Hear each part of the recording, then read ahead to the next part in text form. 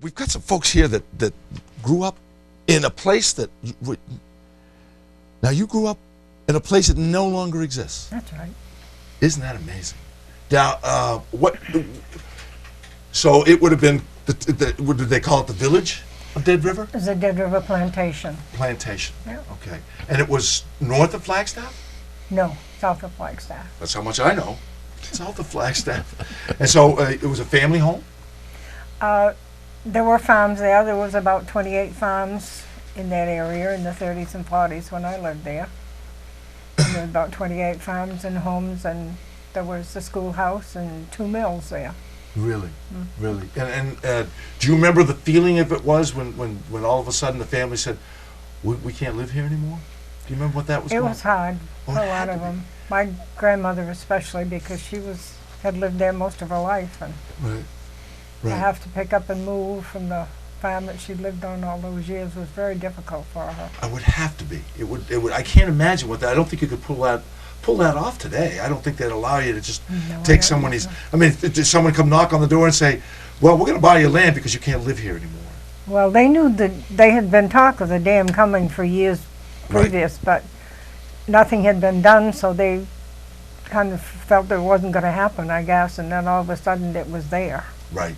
And so, what type of farm? You grew up on a farm? Yes, I did. Yeah. And what type of farm was that? Well, Well, I mean, my grandfather had the farm more. He had horses and cows and Right. pigs. And, Right. So you just was he selling, or was it a self-sufficient farm? Or no, it was a self-sufficient Right. farm. Yeah. Right. How many kids how many in the family?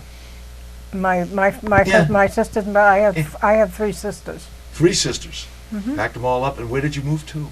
Well, they moved various places. Right. By Right. then, my older sisters were married, and they moved to Solon, actually. Right. And what year? Tell me exactly what year was it that they did the dam and flooded? From 1948, 1940. 1949, they cut the forge, Right. the trees around where the lake was going to be. Yeah. And then I believe in the fall of 49, they closed the gates, so when the spring runoff came, everything backed up into the... Now, did they Right. dismantle homes? Some of them were moved Right. to different places. Right. The house that I had lived in Dead River, half of that went to North Anson, the other half was moved to Lexington. No kidding. No The kidding. schoolhouse in Dead River was moved to Stratton, Right. was used as a post office for quite a while, Really? and then was moved across the street and is now sitting at the right of the plaza, used as a private residence. I see. I see. That's fascinating. That's really fascinating. Now, so everybody just sort of split up, and not the whole group of people from Dead River didn't move to Quite a one f- spot. Quite a few moved to Solon, some Solon. moved to North Anson, Madison, to various places. Right. But not many went to Eustis or Some, Stratton? a few might have. Yeah, yeah, yeah. That must have been just. I can't imagine what that must have been like. Did you do you have old pictures of your home? Did you get to save any other pictures? I have pictures of it, but I don't think she copied those. She copied the ones of the ledge house Right.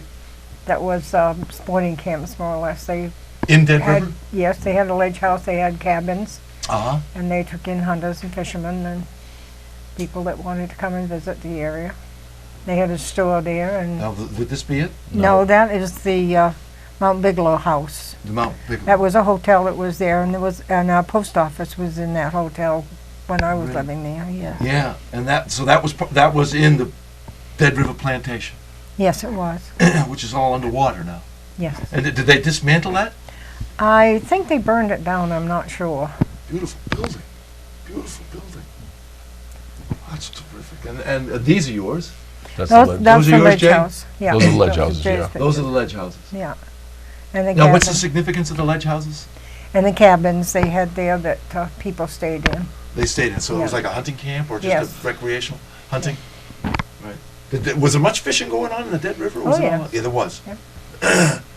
I look at the Dead River today because all my knowledge is since the lake was there. I don't have any knowledge prior to. But it's a pretty slow-moving river, it seems to be at times. Do you remember it being always like that?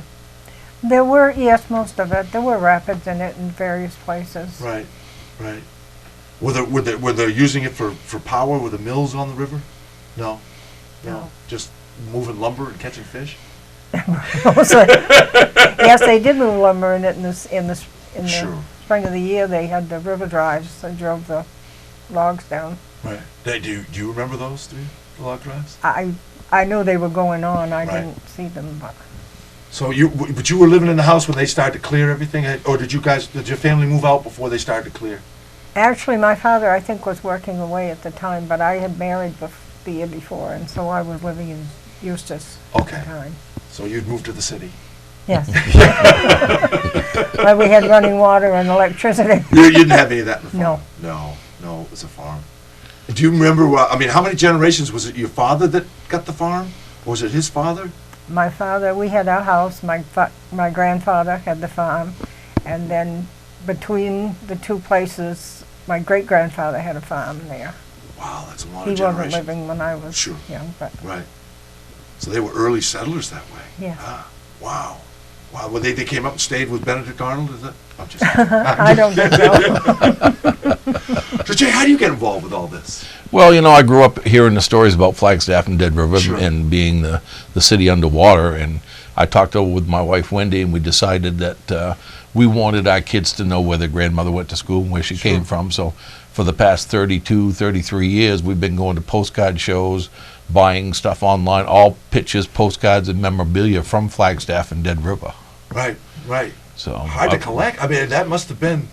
when I first started, it was pretty easy, but now it's hard to get pictures that I don't already have. But Right. I have a lot of them.